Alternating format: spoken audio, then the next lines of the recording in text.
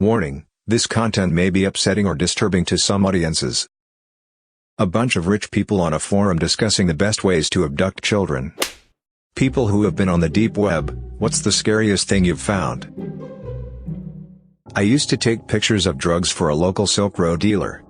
I was over his house once and he was testing out some onion links, and he suddenly said, "Oh my God, look at this." It was a site where a guy in America would have sex with the corpses of dead animals, and post his experiences with graphic pictures and descriptions. If you scrolled a bit further you saw he moved on to humans.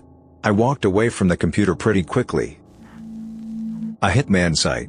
No idea if it was a scam. I'd be willing to bet they just take the money and run, but I noped out quick anyway. It was like you pay them the equivalent of $5,000 upfront in Bitcoin, and they kill someone of your choosing, and cover it up and you pay the rest later. Scary as hell. While randomly clicking around Tor one night I found a site with a riddle and a text box to enter an answer. After figuring it out it took me to another page that had a message to decode and another text box.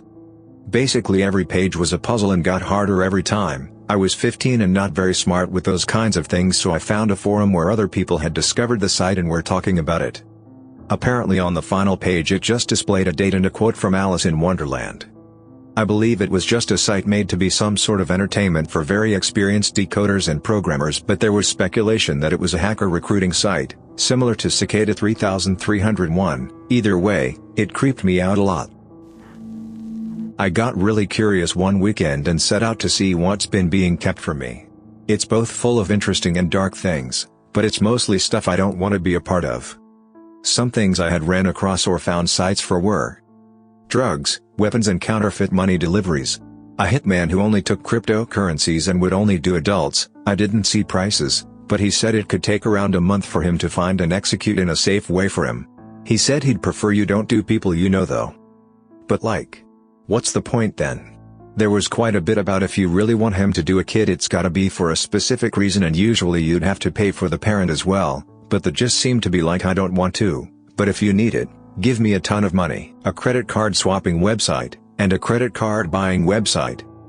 Counterfeit pay card website. This is the one that got me the most interested. Essentially they use spoofing and stolen credit card numbers to buy or fake a bunch of prepaid pay cards, then they sell those at like 60% the value or something. I couldn't verify the validity of it. Porn of all kinds. It's not really something you can stumble into though. Typically the direct links are pretty hidden. I didn't go looking for it, but you get a sense of where you can ask for what. A nude trading repository, like what the fappening was referring to. You essentially trade famous unleaked nudes for others. I had nothing, so it was essentially a strange Craigslist of like, I need pics of person X, I have pics of person Y and person K unleaked, I can trade. A guy who you tell something you want, and he'd go steal it from a store and sell it to you for like half the cost. It's an interesting business. Human trafficking. I never went to the sites, but I found a link to one. I just assumed it was something I wouldn't want to see and didn't bother fact-checking. Basically, unless you're a depraved person, it's a huge waste of time, and a glimpse into the worst part of people.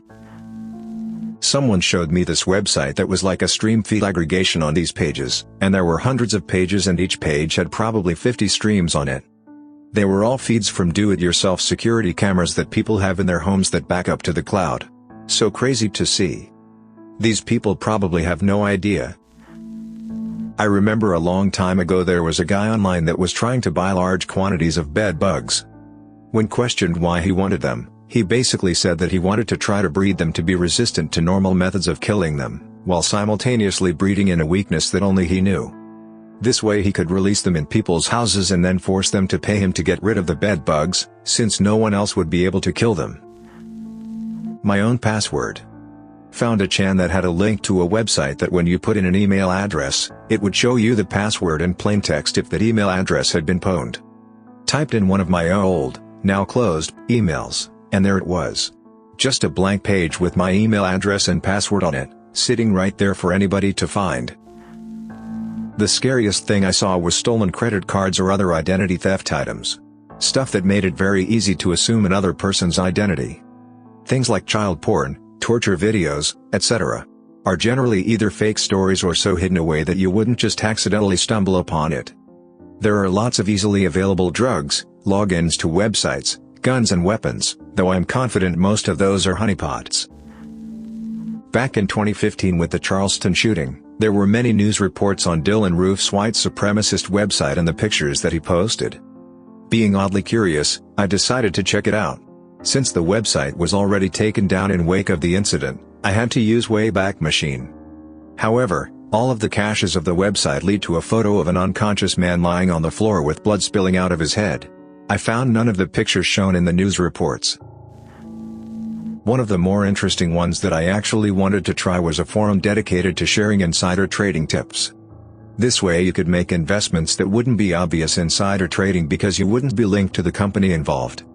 However, part of the registration process was that you had to submit a tip that turned out correct. I wandered around in the dark stuff about 10 years ago. Worst I saw was basically the Super Adventure Club from South Park. A bunch of rich people on a forum discussing the best ways to abduct children from different parts of the world, the different kinds of kids they owned, how to keep them hidden and healthy, how young is too young for different sex acts, etc. Made me depressed for a few months, and I was pretty messed up for a few years after. I removed Tor from my computer that day and haven't installed it since. I'm happier not knowing how awful humanity can be. I've seen the bad stuff. But the worst was probably a group of people who try to infect others with HIV. Noped out of that pretty quick. It was people bragging and showing pictures of infected needles in hidden places. And people who lied on tests and had one-night stands and people cheering. Messed up beyond belief. There was this deep forum I somehow stumbled upon. It had extremely messed up people. By messed up I mean psychologically. There were people with suicidal tendencies. There were people telling them that nothing matters and suggesting different ways to suicide. There was this section dedicated to seducing family members for incest. I remember reading a dude's post saying that he's having feeling for his real sister. He tried a lot but she rejected him, calling him crazy. He killed his sister. He then committed suicide because he couldn't take it. This made it to news and gave me shudders. I was incognito so had no history. I couldn't find that site again after that the way I did before. When I was about 12 to 13, I used to browse through Tor all night and just scroll through whatever my naive butt could find. Aside from the usual gore and CP that was floating around, I saw this one page that still haunts me now. This guy ran an animal sanctuary out in Colorado with a bunch of different exotic animals. He would essentially rent them out to people who were into bestiality. Some of those animals looked so miserable, malnourished and chained up in the photos. I didn't even know what to do with that info at that age and just remember having nightmares about those animals. A friend of mine went digging and found a video of someone cutting a face from someone off his head and used it as a mask. Those are the type of videos that make me sick as hell. So this may seem like a nebulous answer, but the real scary stuff are the portals. By that I mean little doors hidden from everyone except the people who know that they are looking for. Seemingly innocuous sites that have clues hidden in the page source, or seemingly innocent image galleries containing images that have audio clues or other things embedded in the code that have to be extracted through specific means. When I was in college, the guy who got me into computers used to show me the ones he had cracked. One of them led to a PDF that was a copy of the original Anarchist's Cookbook, first edition, before it was heavily edited and stripped down. It had stuff in there including detailed chemical breakdowns of military-grade explosives, way deeper than just your typical "this is how you build a weapon" stuff. There were other, more sinister portals too. There was one that just led to a chat room he showed me that was some kind of ultra-occult LARPing stuff, except they would share ASCII image scans of super messed up things, like snuff-level violence, that you could really only see if you copy-pasted the code into a word editor and scaled it a certain way. Lots of bizarre, hacker wizardry and some of it is creepy as hell. A lot of what I found was repositories of semi-sketchy information. Like various, extremely specific ways of human torture and signs of when to stop so the person doesn't die.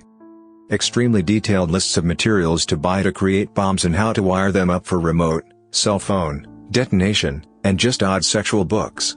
Each was kind of its own topic and repository, like one for torture, one for explosives, one for sex. I didn't venture into any of the porn sites on the dark web. I can find what I need on the regular web. One interesting, not really scary site I found was Found MacBook Pros of that year. The website claimed to have a couple hundred of them for like $300. They had a picture showing like 5 to 6 powered up, with a pile of them behind. Likely a scam, but you never know. Another interesting one was someone was selling 2 clocks with their serial numbers removed, for like $2,000. Oh, and people advertised to be hitmen semi-regularly. Some specialized in highly influential people, charging $50,000 upfront and $50,000 after. I didn't really do much on there, so I'd take the legitimacy of all of those services with a grain of salt. My time on the deep web was exploratory and just for curiosity. My buddy, seriously my buddy, and not me, can attest to buying drugs off of the dark web though. He'd buy pills cheap on there, and then sell it on his college campus for huge profits. By far the scariest and darkest thing was the hurtcore sites. Hurtcore is a fetish for people who get aroused by the infliction of pain, or even torture, on another person who is not a willing participant. Although it can apply to animals, adults or children, the hurtcore sites on the dark web tend to be almost exclusively a subset of the pedophile sites. It can be so sadistic that even most pedophiles are repulsed by it. Videos and photos generally come out of poverty-stricken countries, but the market is worldwide. Google people like Peter Scully, Matthew Graham and Matthew Falder to get an idea of what lurks in the murkiest depths. This one's my personal worst. It doesn't sound scary, but I found it in, like, 10th grade and it messed me up. Some lady posted all this videos of her dancing with his corpse. Man, I think? All rigid, caked up but like a corpse. She put on weird music and danced around and sang to it in her room. There was a few videos about it. Some had more close-up details than others. It was so unnerving to look at. Had it propped up against the wall in the room. It was just messed up. It was literally an old rotting body with a cheap wig on it.